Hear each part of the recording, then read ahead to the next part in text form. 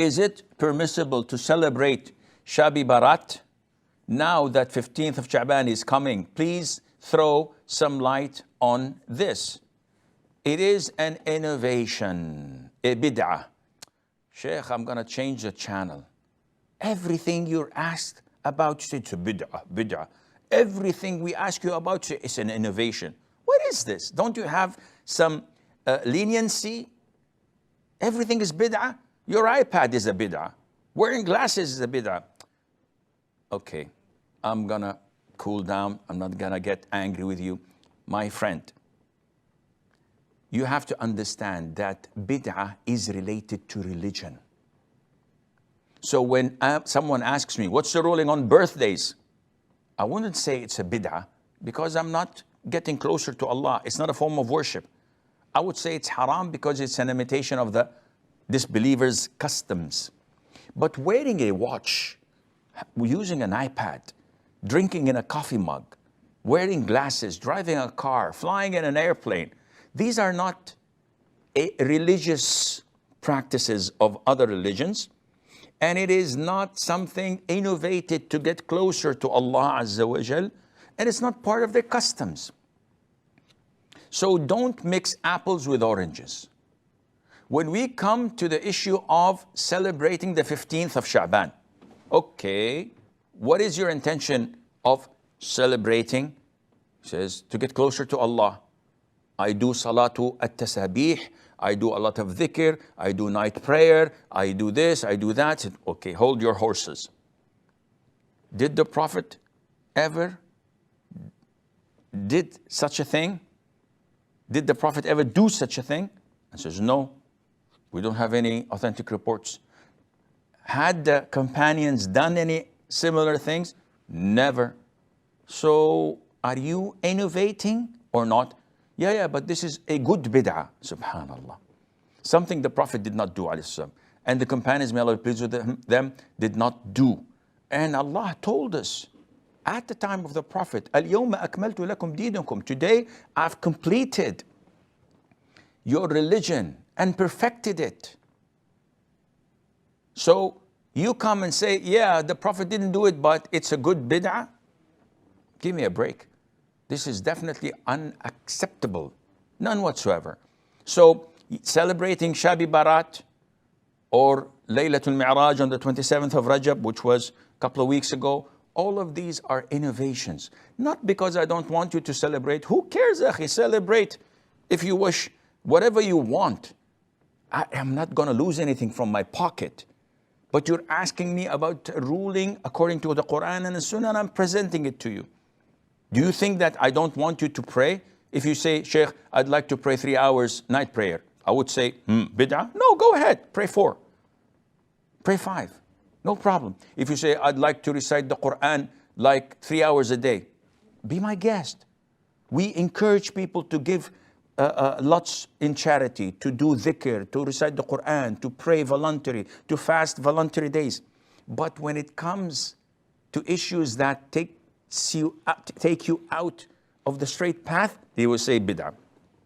So know where we're coming from. Put yourselves in our shoes. The size might differ, but understand that we do not want to stop people from doing good.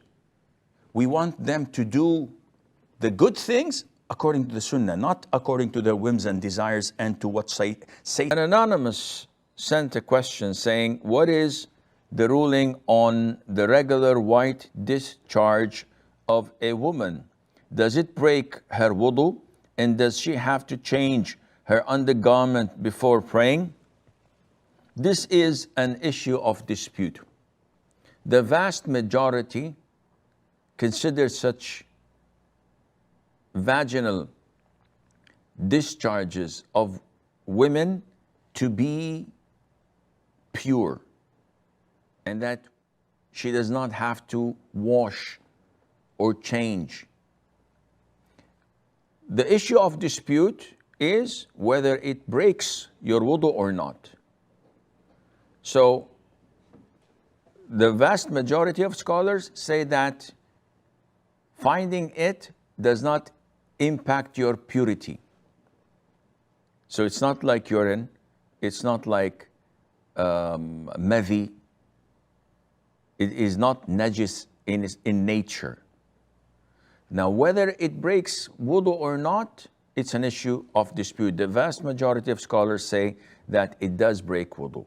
Ibn Hazm and some other scholars said that no, it does not break wudu, because women at the time of the Prophet ﷺ used to suffer from it as it's a natural thing, and no one ever reported that it breaks wudu.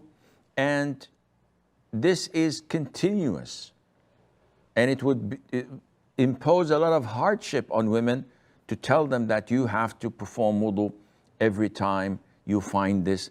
And thirdly, those who say that it does not break wudu, they say it's like sweat. It is not coming out from a place of impurity. Rather, it's coming from a place that the child comes out from, which is, in a sense, not najis. So with all these reasons and others, these scholars who went against the vast majority of scholars say it does not break wudu.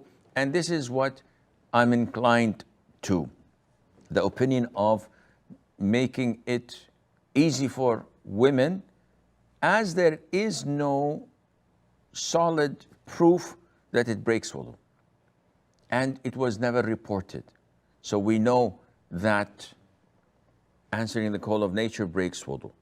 We have information and authentic hadiths about istihada, which is the blood that runs after the period of monthly menstrual cycle, and how to deal with that and how to perform wudu for every salat for that.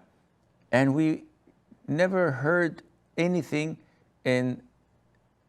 regarding the issue of vaginal discharges, which means that, inshallah, it does not break wudu. And if a woman wants to be safe rather than sorry, and she performs wudu for every salat she wants to perform after the adhan, then she would be safe and no one would say she is wrong. But again, the vast majority say that it is not impure. So there's no impurity on her clothes and she does not need to change that, and Allah Azza wa Jal knows.